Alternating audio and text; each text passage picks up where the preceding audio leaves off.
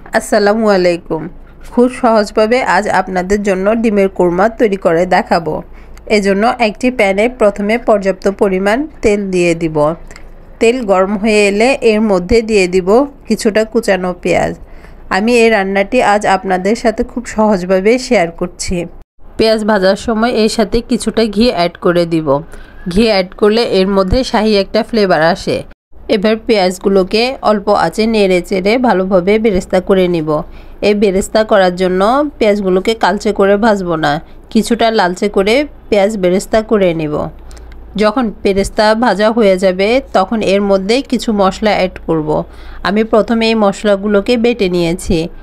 এই মশলাগুলোর মধ্যে রয়েছে পেঁয়াজ আপনারা পরিমাণ বুঝে দিবেন। পেঁয়াজের পরিমাণ বেশি হলে গ্রেভির পরিমাণ বেশি হয়, সে অনুপাতে পেঁয়াজ দিয়ে নেবেন। এর সাথে আছে আদা, রসুন, সামান্য জয়ফল, সামান্য জয়ত্রী, অল্প পরিমাণে কিশমিশ, অল্প বাদাম, 5-6টা এলাচ। এই সবগুলো উপকরণ আমি একসাথে পাটায় পিষে নিয়েছি। এরপর এর মধ্যে দিয়ে দিব কিছু শুকনো মশলা। এরপর পরিমাণ বুঝে লবণ দিয়ে নিচ্ছি, আর সাথে দিয়ে দিচ্ছি সামান্য জিরা গুঁড়া, সামান্য ধনিয়া গুঁড়া আর সামান্য সাদা গোলমরিচ গুঁড়া।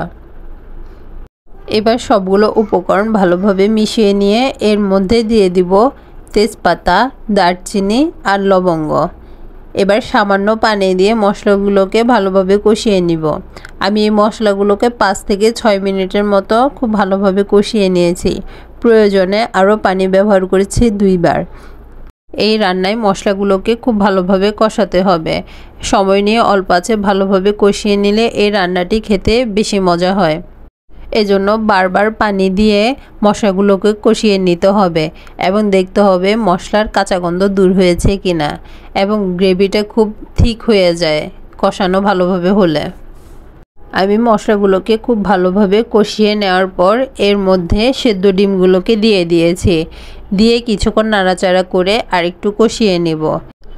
এবার এর মধ্যে কয়েকটি কাঁচামরিচ 2 টুকরো করে দিয়ে দিব। এটি কোরমার মধ্যে খুব সুন্দর একটি ফ্লেভার আনে।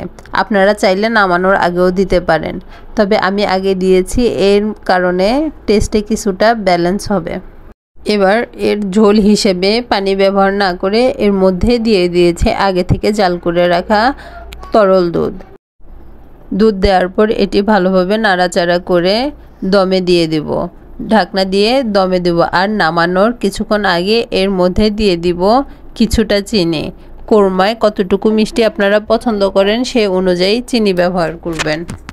সব শেষে স্ট্রং ফ্লেভারের জন্য এর সাথে অ্যাড করে দিব আরও কিছুটা ঘি দেওয়ার পর আপনাদের পছন্দ অনুযায়ী ঝোল শুকিয়ে এলে চুলার আঁচ বন্ধ করে নিয়ে নামিয়ে নেবেন।